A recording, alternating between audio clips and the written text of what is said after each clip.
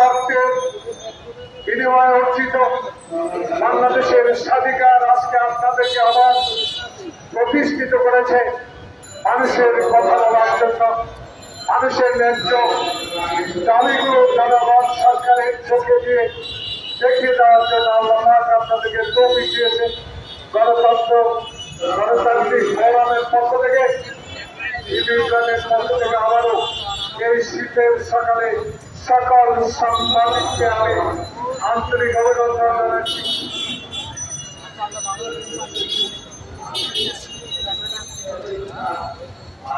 আল্লাহ আপনাদেরকে তৌফিক দান করুন। আমরা যে কথাগুলো বাংলাদেশের এই 5ই আগস্টের পর ডক্টর ইউনূস এবং তার সহযোদ্ধাদের কাছে পৌঁছে দেওয়ার চেষ্টা করি, সকল কথা তাদের কানে যায় কিনা, যারা এই সরকারের NSI দিয়ে পায়, যারা সংবাদ সংগ্রহ করে সরকারের কর্ণগোচর করেন, তারা এখানে অনেককে আমি চিনি, অনেককে আমি অনেক সময় দেখেছি। দয়া করে সত্য কথাগুলো, দয়া করে ন্যায্য কথাগুলো, যে কথাগুলো আমাদের নেতারা আপনাদেরকে বলার চেষ্টা করেছে, সেই কথাগুলো লিখে সরকারের কাছে পৌঁছে দেবেন। আমার এই বিশ্বাস আছে, কারণ আপনারা এখন নিয়ন্ত্রিত নন, আপনারা এখন শেখ হাসিনার রক্তের চক্ষুর মধ্যে দিয়ে চাকরি করেন না। আপনারা এখন ডক্টর ইউনূসের একজন বিশ্বস্ত লোক। আসলে ডক্টর ইউনূস এই সরকারের বিশ্বস্ততা রক্ষা করার সবচেয়ে বেশি চেষ্টা করা আপনাদের উচিত। কারণ অতীতে শেখ হাসিনার অত্যাচার, শেখ হাসিনার নির্বিচারে গণতন্ত্রকে শেষ করে দেওয়ার যে ইচ্ছা, আপনারাই নিয়ন্ত্রণ করেছেন শেখ হাসিনার পক্ষের লোক হিসাবে। আমি জানি না শেখ হাসিনা বাংলাদেশে কি চেয়েছিল, তা উনি যা তিনি আশা করেছিলেন সেটা উনি করতে পারেন নাই। শেষ পর্যন্ত তাকে জনরোষের বিদায় দিতে বাধ্য হয়েছে। বন্ধুরা, আমাদের পাশেই কালকে সচিবালয় আগুন লেগেছে। এই সচিবালয় হল বাংলাদেশের 16 কোটি মানুষের সকল গোপনীয় থেকে শুরু করে মানুষের আশা আকাঙ্ক্ষার সব দলিলপত্র এই সচিবালয়ে থাকে। কি করে অফিস বন্ধ, থাকে নিরাপত্তা রক্ষী, থাকে অফিস চৌকিদার। আমি আজকে জানতে চাই স্বরাষ্ট্র উপদেষ্টার কাছে, আপনাকে তো বুদ্ধের রক্তের বিনিময়ে, ভোটনের রক্তের বিনিময়ে সচিবালয় যেই পতাকার জন্য খালি পায়ে যুদ্ধ করে দেশ স্বাধীন করেছি, সেই স্বাধীন দেশের পতাকা আপনাকে আপনার গাড়িতে দেওয়ার ব্যবস্থা করেছে বুদ্ধের রক্তে। আমি বুঝতে পারি না আমাদের তাদের সাথে বলা হলো কি করে দেশ ছাড়লো, কি জানতে চায়, হাইকোর্ট জানতে চায়। আজকে আমরাও এই সভা থেকে আপনাদের মাধ্যমে স্বরাষ্ট্র উপদেষ্টার কাছে আজকের মধ্যেই জানতে চাই, এখনো কেন যারা আগুনের সাথে সম্পৃক্ত তাদেরকে গ্রেফতারের আইনের আওতায় আনা হলো না। আমরা তো এখান থেকে আমাদের নেতা বিজ্ঞা ফখরুল ইসলাম, আমাদের প্রিয় নেতা 10,000 কিলোমিটার দূর থেকে এই সরকারকে সমর্থন দিয়ে বলেছে, আমরা আপনার সাথে আছি, আপনার সাথে থাকবো যতদিন না পর্যন্ত আপনি এই দেশে একটি সুষ্ঠু নির্বাচনের ব্যবস্থা না করবেন। তার সাথে সাথে আমাদের নেতা তারেক রহমান স্পষ্ট করে দিয়েছে, তারেক রহমানের স্বাধীনতা একই কথা বলেছে, এই 4 মাস অতিবাহিত হলো, এখনো শেখ হাসিনার দোসরেরা কি করে সচিবালয়ে বিভিন্ন মন্ত্রণালয়ের চাকরি করে। তাই সতর্ক আমরা কম করি নাই। সতর্ক এখন আপনাকে বলতে চাই, এই ষড়যন্ত্র থেকে বাঁচতে হবে। এই শেখ হাসিনার থেকে বাঁচতে হবে।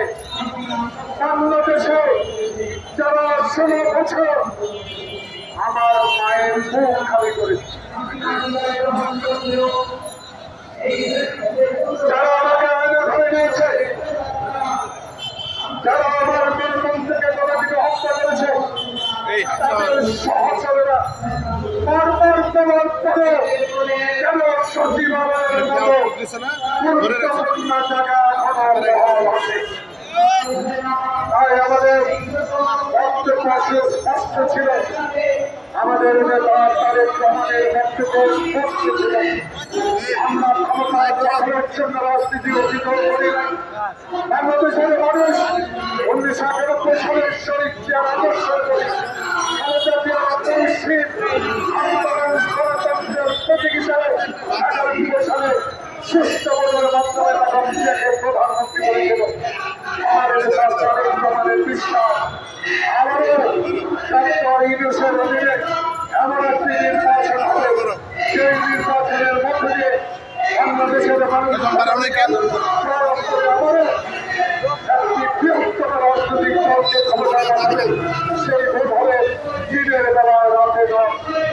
তাই আমরা আপনাকে সমর্থন করেছি এই জন্য না, এখনো ষড়যন্ত্রকারীরা থাকবে, এখনো ষড়যন্ত্রের জাল বিস্তার করবে, এখনো সচিবালয়ে আগুন লাগিয়ে দিবে, এখনো গণতন্ত্র হত্যাকারী শেখ হাসিনাকে আবার ক্ষমতায় ষড়যন্ত্র করবে।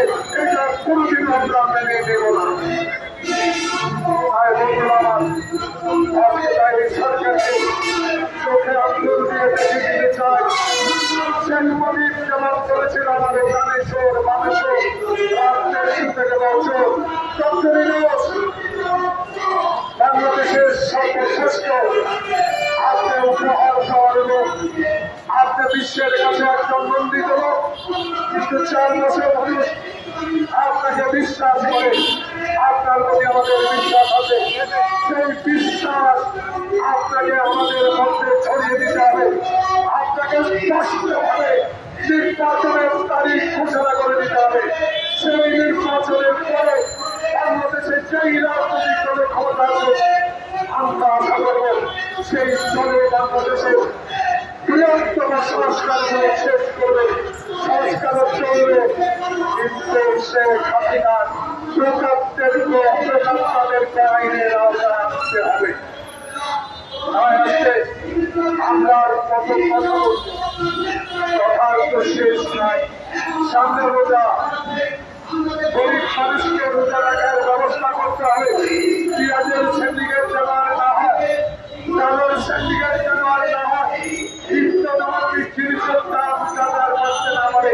কারণ এই সচিবালয়ের যারা আগুন লাগিয়েছে তারা আবার বিক্রিয়ার হচ্ছে, প্রস্তুতি নিচ্ছে আবারও তারা সিন্ডিকেট তৈরি করে মানুষের রোজা কষ্ট দেওয়ার ষড়যন্ত্র দিচ্ছে। আজকে আমরা শুধু ক্ষমতায় যাওয়ার জন্য আমরা বাংলাদেশের মানুষের অধিকার প্রতিষ্ঠার জন্য আজকে আমার বন্ধুরা যারা জেল কেটেছে, তারা অত্যাচার সহ্য করেছে, আমাদের বক্তব্য একটাই, আমরা ক্ষমতায় যেতে চাই। রাজনীতি করি ক্ষমতায় যাওয়ার জন্য, রাজনীতি করি আমরা দেশ পরিচালনায় সুষ্ঠুভাবে পরিচালনা করার জন্য, আমরা দুর্নীতি করার জন্য নয়। জাতীয়তাবাদী শক্তিটাই কদিন ক্ষমতা ছিল, কাছাকাছি করে বাড়ি হয়েছে, ব্যাংককে কোনো বাড়ি হয়েছে। আজকে আমাদের নেতারা গেলে বসা ওকে হত্যা আমরা বলতে পারি, এমন একটি প্রমাণ আপনারা ভারত জিয়ার শাসন আমাদের কানাডা, ব্যাংকক, দুবাই, মালয়েশিয়ায় বিএনপির কোন নেতা বাড়ি করেছে কিনা? আর শেখ হাসিনা আপনি স্পষ্টভাবে আপনার শেখ হাসিনা আপনার দলের লোকেরা আজকে বিদেশের মাটিতে আজকে বাড়ি ঘর বানিয়ে বাংলাদেশের গরিবের টাকা আপনি লুট করে নিয়ে গেলেন, বাংলাদেশের মানুষের অধিকার হরণ করলেন। তাই আজকে আজকে আমরা বলতে চাই শেখ হাসিনার পরিবার জয় পুতুল পিয়নের কিছু বুঝিনা শ্বেতপত্র প্রকাশ করতে হবে। শুধু দুদকের মামলা দিলে চলবে না। 16 বছর কত হাজার কোটি টাকা আপনার পরিবার লুট করেছে, এটা শ্বেতপত্র প্রকাশ করতে হবে। শুধু সাংবাদিকদের দায়িত্ব না, খুঁচিয়ে কথা বাইর আপনার সরকারেরও দায়িত্ব আছে। এই দায়িত্ব সরকারের সাথে সাথে পালন করতে হবে। তাই আজকে আপনার কাছে বিনীত অনুরোধ, আপনার আমার চাহিদা রাজপথে নামি আপনার সহবর্তীরা কিছু কথা বলে, সেই কথার উত্তর আমি মনে করি জাতীয়তাবাদী স্ট্যান্ডিং কমিটির চেয়ারম্যান যুব মহাসচিব কথাতে আপনার কাছে আমি বলতে চাই, ইন্টেরিয়ার গভর্নমেন্টের মাননীয় মন্ত্রীরা, আমি আপনাদের সম্মান করি। আমরা যারা এখানে বসা 8ম শ্রেণী থেকে মুর্দাবাদ চিন্তারা দিয়ে বাংলাদেশের আপনারা আমাদের মাথার মনে, আপনাদের সম্মানের সেই আমরা ডক্টর ইউনূসের সহযোগী বানিয়েছি। অনুগ্রহ করে আমাদের কথা বলবেন না, সেই কথা ডক্টর ইউনূসের সম্মান হানি হয়।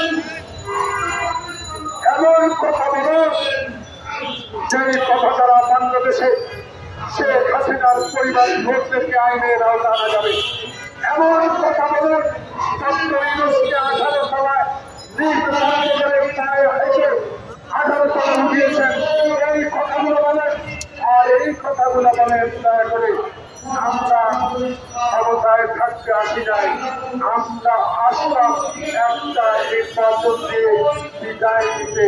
যত শীঘ্রই সম্ভব জনপ্রতিনিধির নির্বাচন দিয়ে ক্ষমতা হস্তান্তর করুন, নাহলে বাংলাদেশে শেখ হাসিনার পৌঁছতে থাকতা মাত্র 3টাতে আগুন দিয়েছে যেটা শুনলাম।